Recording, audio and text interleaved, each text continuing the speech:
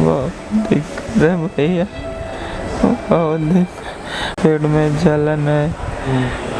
मुझे डॉक्टरों ने कहा वेंटिलेटर पे रखना पड़ेगा, सांस नहीं ले पा रहे हैं अभी भी। से बॉटल खोल के खा लीजिए महाराज जी, पी लीजिए, अभी आप आराम मिल जाएगा।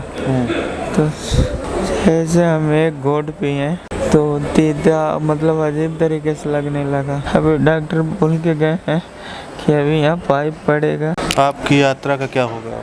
अगर मैं जीवित रहा तो अपने बस्ती जिले के सनातनी को और पूरे प्रदेश के नहीं पूरे भारत के सनातनी के उम्मीदों पर खरा उतरूंगा। यात्रा मैं फिर से करूंगा। अगर मैं जीवित रहा तो मैं अपने गुरु परम पूज्य महंत राजू दास जी से भी यही निवेदन करूंगा कि मेरी आखिरी इच्छा पूर्ण करें, कि दोषियों के ऊपर कठिन से कठिन कार्रवाई हो। क्या हुआ आपको? जिस तरीके से आप बागेश्वर धाम की यात्रा पर निकले थे, कैसे क्या हो गया आपको? दिक्कत कहाँ से हुई? हम कल 7 बजे करीब में हलियापुर जो गोमती नगर वाला बॉर्डर है, मतलब नदी वाला, उसको क्रॉस किए। उसके बाद में एक एबीपी न्यूज़ वाले आए भैया, उनको बाइट दिए। उसके 1 किलोमीटर हम आगे गए, 2 अज्ञात व्यक्ति बाइक से आए। उसके बाद में वो कहे कि बाबा जी आप बहुत दूर से चल रहे हैं, थक गए होंगे। तो रास्ते में सब लोग देते हैं खाने पीने के लिए, तो उन्होंने हमको ठंडा दिया, कैंपा। ऐसे बॉटल खोल के खा लीजिए महाराज जी, पी लीजिए, अभी आप आराम मिल जाएगा।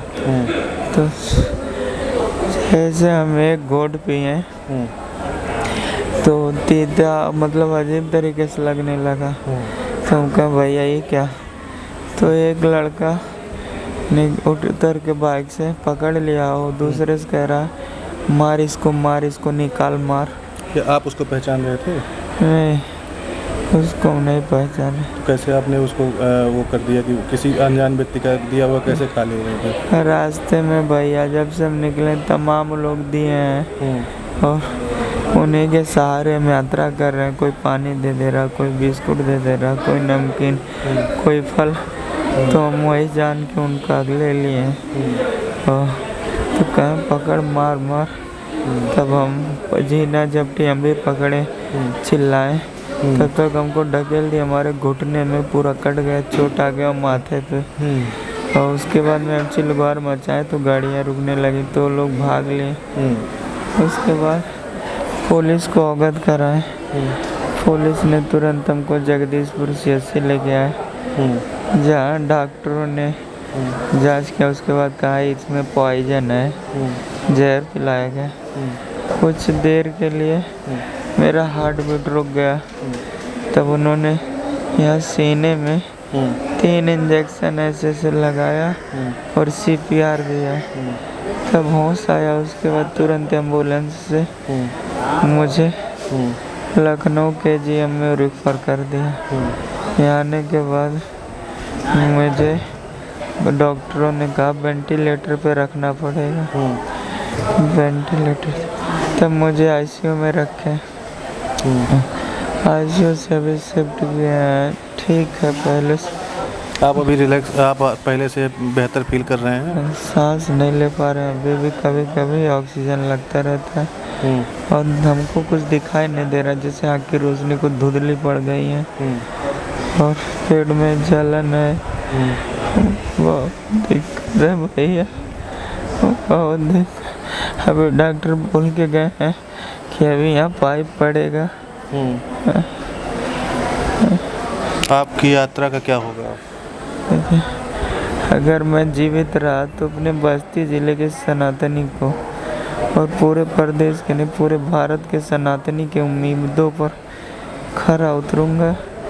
और जहाँ से घटना हुई है, जहाँ से यात्रा बंद हुई है, वहीं से यात्रा मैं फिर से करूँगा। अगर मैं जीवित रहा तो, अगर नहीं जीवित रहा तो मेरा आखिरी संदेश समझ के जितने सनातनी परिवार हैं वो सभी इस यात्रा को करेंगे और बागेश्वर धाम सरकार की कथा बस्ती में कराएंगे।